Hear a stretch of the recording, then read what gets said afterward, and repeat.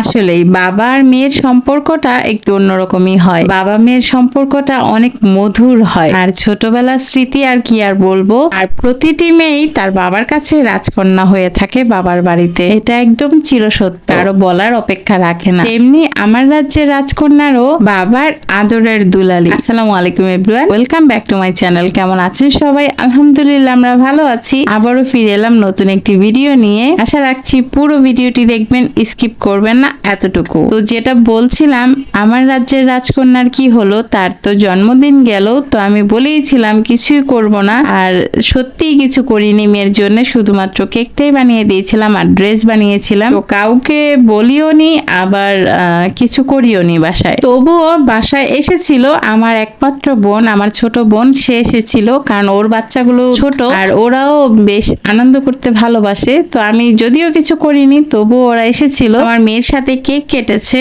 আর বাবার বাড়িতে আসতে হলে যে খাওয়া দাওয়া করলেই বা খাওয়া দাওয়া করতেই আসতে হবে এমন কোনো কথা নেই, বা অনুষ্ঠান করলে আসতে হবে তেমন কিছু নেই। তো এসেছিল, এই তো আমরা ঘরের মানুষই ছিলাম, শুধু কেকটাই কেটেছে, যেহেতু আমি কিছুই রান্না করিনি সেরকম স্পেশাল। তো মেয়ের বাবা যেহেতু রাতে এসেছে, আসার পরেই দেখে মেয়ের মন খারাপ, মেয়ের জন্মদিনে কিছুই করা হয়নি, শুধুমাত্র কেক কেটেছে। তো তার আর কি বলবো, তার আদরের দুলালি সেই রাতেই ছুটে গেছে দোকানে, আর গিয়ে পোলার চাল, মুরগি এসব নিয়ে এসেছে। সেই রাতেই রান্না করে তার মেয়েকে দিতে হবে। তো কি আর করার, যে ভাবা সেই কাজ।